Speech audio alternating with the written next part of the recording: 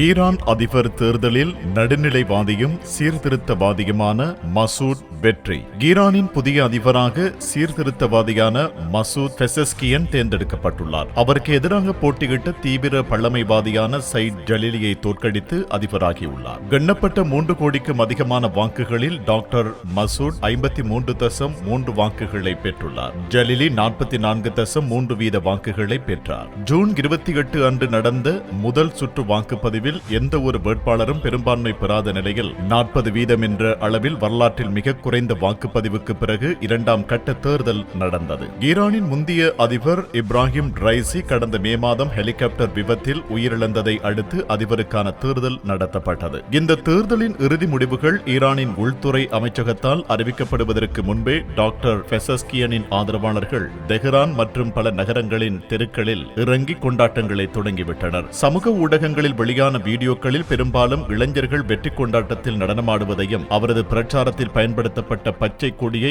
ஏந்தி சாலைகளில் நடப்பதையும் பார்க்க முடிந்தது. 71 வயதான இதய அறுவை சிகிச்சை நிபுணரும் ஈரானிய நாடாளுமன்ற உறுப்பினருமான டாக்டர் பெசஸ்கியன் ஈரானின் மோசமான அறநெறி போலீஸ் பிரிவினை விமர்சித்து உலகத்திலிருந்து ஈரானின் தனிமைப்படுத்தலுக்கு முற்றுப்புள்ளி வைப்பதற்கும் ஒற்றுமை மற்றும் ஒத்திசைவு பண்புகளை மேம்படுத்துவதாகவும் உறுதியளித்ததன் மூலம் அவரது பிரச்சாரம் பரபரப்பை உருவாக்கியது. மேற்கத்திய நாடுகளின் தடைகளை தளர்த்துவதற்கு ஈடாக ஈரான் தனது அணுசக்தி திட்டத்தை கட்டுப்படுத்துவதாக ஒப்புக்கொண்ட 2015 அணுசக்தி ஒப்பந்தத்தை புதுப்பித்தல் தொடர்பாக மேற்கத்திய சக்திகளுடன் ஆக்கப்பூர்வமான பேச்சுவார்த்தைகளுக்கு டாக்டர் பெசஸ்கியன் அழைப்பு விடுத்துள்ளார். அவருக்கு எதிராக போட்டியிட்ட சைட் ஜலீலி ஈரானின் தற்போதைய நிலைப்பாட்டுக்கு ஆதரவானவர். முன்னாள் அணுசக்தி பேச்சுவார்த்தைகளில் கலந்து கொண்ட ஜலீலி ஈரானின் பெரும்பாலான மத சமூகங்கள் மத்தியில் வலுவான ஆதரவை பெற்றுள்ளார். ஜலீலி தனது உறுதியான மேற்கத்திய எதிர்ப்பு கருத்துக்களுக்காகவும் அணுசக்தி ஒப்பந்தத்தை நிராகரித்ததற்காகவும் நன்கு அறியப்பட்டவர். அவர் ஈரானின் சிவப்பு கோடுகள் உடைந்ததாக கூறுகின்றார்.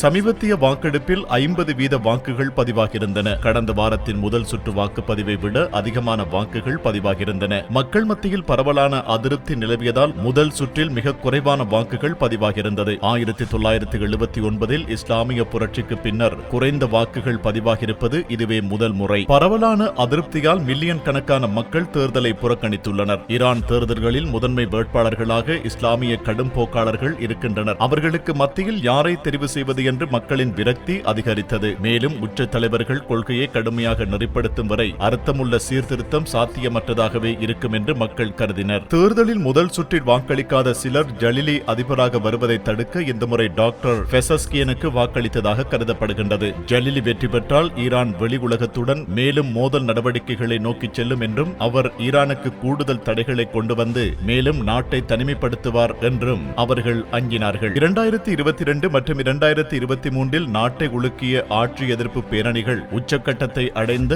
உள்நாட்டு அமைதியின்மையின் போது ஏராளமான நடுத்தர வர்க்க மற்றும் இளம் ஈரானியர்கள் ஸ்தாபனத்தின் மீது வலுவான பகைமையை கொண்டுள்ளனர். இதன் விளைவாக அவர்கள் வரலாற்று ரீதியாக வாக்களிப்பதில் இருந்து விலகினர். உலுக்கிய ஆட்சி எதிர்ப்பு போராட்டங்கள் உச்சக்கட்டத்தை அடைந்தது. பல இளம் மற்றும் நடுத்தர வர்த்தக ஈரானியர்கள் ஸ்தாபனத்தின் மீது ஆழ்ந்த அவநம்பிக்கையை வெளிப்படுத்தினர் மற்றும் தேர்தல்களில் வாக்களிக்க மறுத்து வந்தனர். ஈரானிய சமூக ஊடகங்களில் ட்ரைட்டரஸ் மைனாரிட்டி என்ற பாரசீக ஹேஷ்டாக் வைரலானது. எந்தவொரு வேட்பாளருக்கும் வாக்களிக்க வேண்டாம் என்று மக்களை அந்த பதிவுகள் வலியுறுத்தின. வாக்களிக்கும் மக்களை துரோகிகள் என்று குறிப்பிட்டன. மறுபுறத்தில் தேர்தலில் குறைந்த வாக்குகள் பதிவாகியிருப்பது டாக்டர் மசூத் பெசஸ்கியனின் ஆட்சியை நிராகரிப்பதை குறிக்கின்றது என்ற குற்றச்சாட்டுகளை உச்ச தலைவர் ஆயத்துல்லா அலி கமனி நிராகரித்துள்ளார். ஈரான் தேர்தலில் குறைந்த வாக்குப்பதிவுக்கு பின்னால் முக்கியமான காரணங்கள் உள்ளன. அரசியல்வாதிகள் மற்றும் சமூகவியலாளர்கள் அவற்றை ஆய்வு செய்வார்கள். ஆனால் வாக்களிக்காதவர்கள் ஸ்தாபனத்துக்கு எதிரானவர்கள் என்று யாராவது நினைத்தால் அது தவறு என்று அவர் கூறினார். சில ஈரானியர்கள் தற்போது ஆட்சியை ஏற்கவில்லை என்பதை அவர் ஒப்புக்கொண்டார். நாங்கள் மக்கள் சொல்வதை கேட்போம், அவர்கள் என்ன சொல்கின்றார்கள் என்பது எங்களுக்கு புரிகின்றது என்று